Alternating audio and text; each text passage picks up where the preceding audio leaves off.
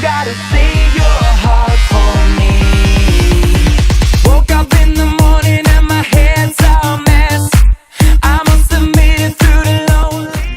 Sarah, vous allez jouer une finale de Coupe d'Europe ici demain soir. Vous n'êtes pas dans une grande arène, pourtant on est quand même en terre israélienne, en termes de basket.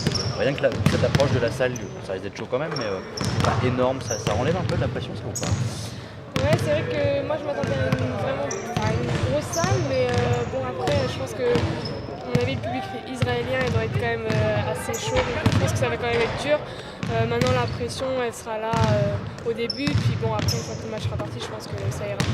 Là, cet entraînement, ce premier entraînement ici sur ce parquet pour une finale de Coupe d'Europe, encore je le répète, c'est important là de prendre les sensations et sentir les paniers, le parquet. Ouais, c'est important, mais bon, je vais pas dire que c'est une approche comme une autre, mais bon, c'est ce qu'il faut se dire, quoi, pas se mettre trop de pression. On sait que c'est un match de Coupe d'Europe, une finale, mais je pense qu'aujourd'hui, on se rend pas vraiment compte. Je pense que demain, lors du shooting et puis de l'échauffement, on se rendra vraiment compte que c'est une finale de Coupe d'Europe qu'on a joué ici et que ça va être N'hésite pas à me regarder. Hein. Donc, finalement c'est ça, il faut l'évacuer, ça. Voilà, prendre ce match comme il vient, être à la hauteur de l'événement, mais évacuer le plus possible et le moins parler possible de la finale de Coupe d'Europe, c'est ça? Ouais, c'est ça, c'est pas se mettre la pression pour rien et jouer notre basket comme on sait le faire. On sait que c'est une finale, on sait que c'est dur, mais comme toutes les finales, c'est particulier. Donc voilà, maintenant la pression, elle est toujours sur nos épaules, mais je pense qu'elle est plus sur la leur parce que nous, on ne nous attendait pas ici. Et c'est vrai que ce qu'on a fait aujourd'hui, ce serait vraiment concrétiser quelque chose, une belle aventure, et ce serait la cerise sur le gâteau. Ça fait d'assister à cette première finale d'Eurocoupe d'Arras.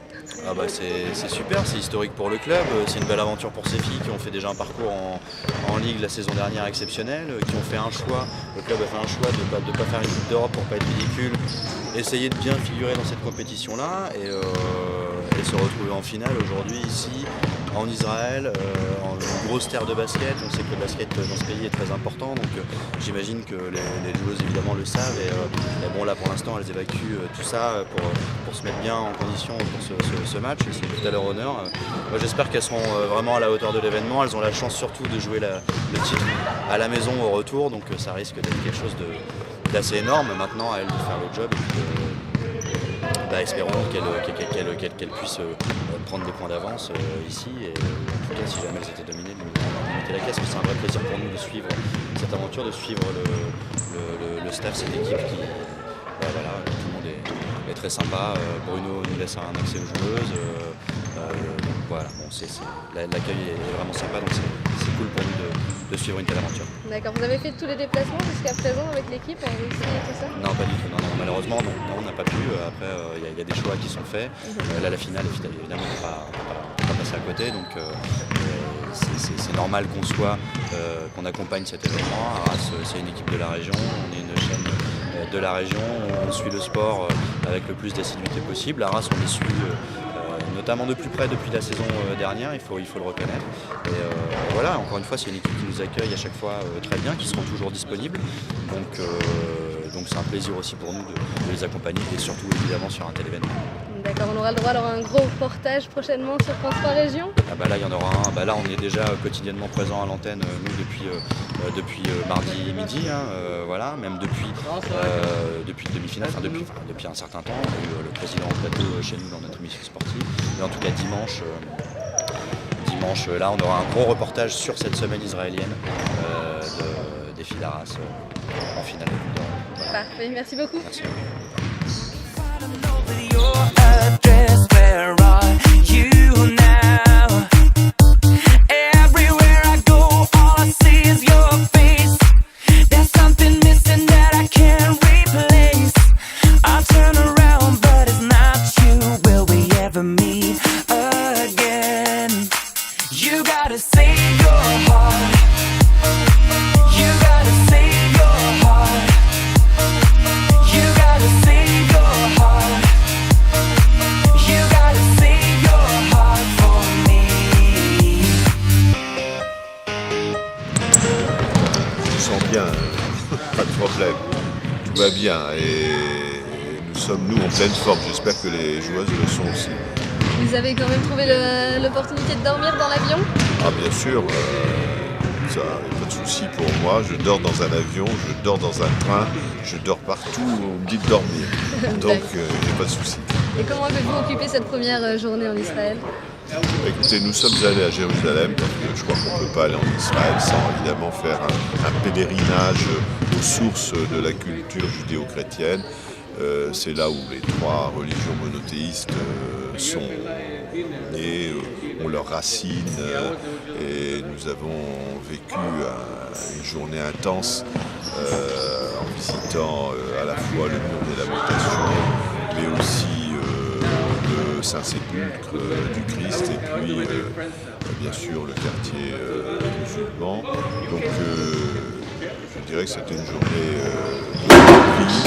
et qui me comble d'aise tout à fait.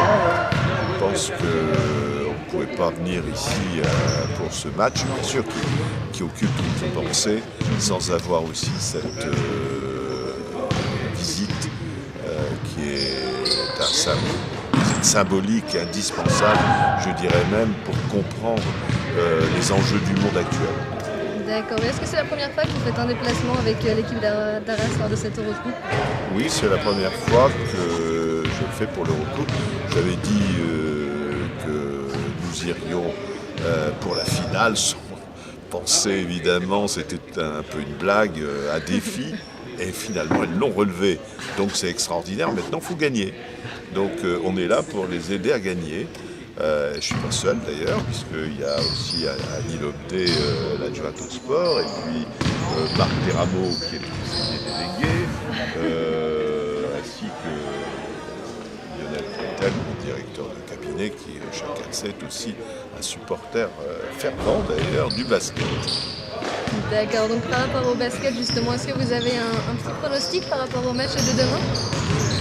Écoutez, si le scénario de la demi-finale avec Novosibirsk serait répété, j'en serais évidemment très heureux. L'objectif, c'est de gagner. Alors demain, un match nul, on s'en contenterait, mais il faut gagner à ce moment-là dans notre salle. Alors si on gagne demain, je pense qu'on ne perdra pas non plus dans notre salle. On a des demoiselles qui ont une qualité première à mes yeux, qui est le mental, un dynamisme à toute épreuve. D'accord, justement le match retour à Arras, ça promet une belle fête. Vous êtes prêts à accueillir toute cette ferveur? Je leur ai dit lors de la réception au retour des demi-finales que de toute façon elles avaient déjà bien mérité d'Arras. Il ne faut pas que ça les démotive bien sûr, mais qu'elles méritaient, elles avaient donné beaucoup pour la renommée de la ville, pour son rayonnement, et qu'elles seraient faites membre d'honneur de cette ville. Elles recevront la médaille d'honneur, la médaille d'or de la ville d'Arras. D'accord, merci beaucoup monsieur le sénateur Vert. Oh, I gotta find a way to let you know, but all I do is spin it round and round. Where are you now? You got me going crazy, can't you see that I was made for you and you for me? If not today, I know tomorrow I will be with you again. You gotta save your heart.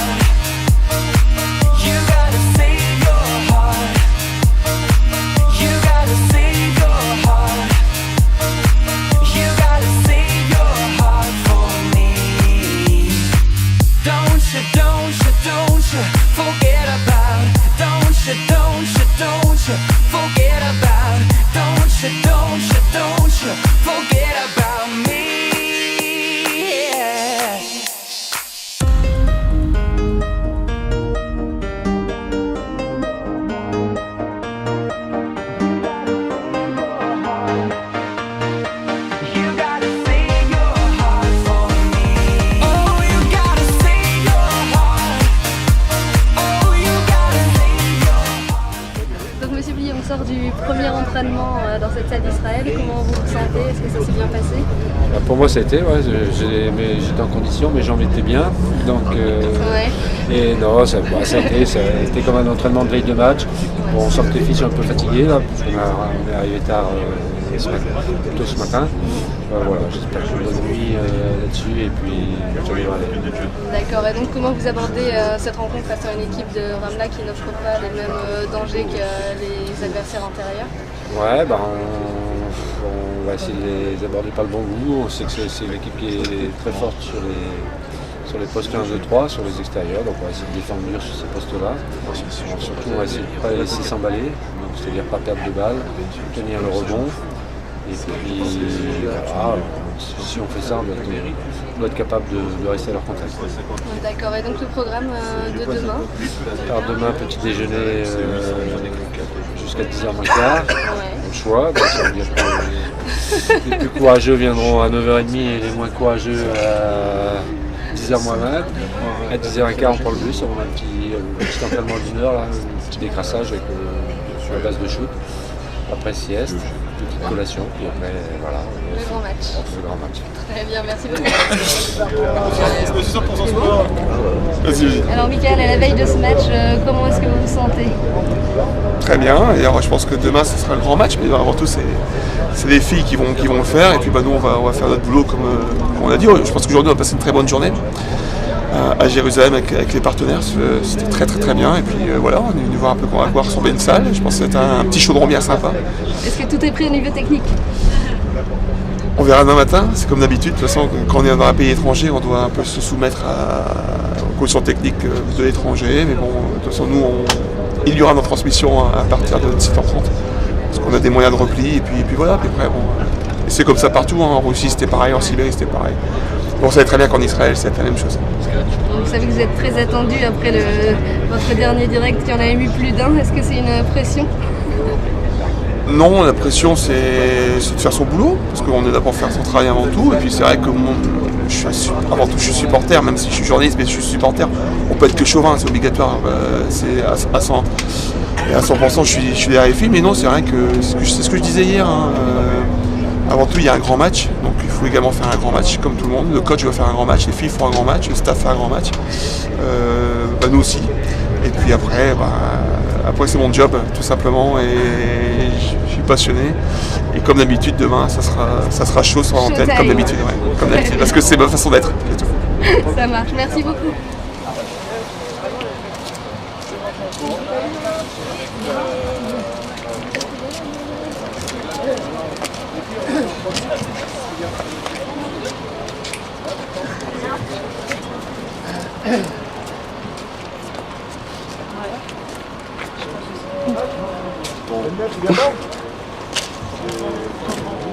Il n'y a pas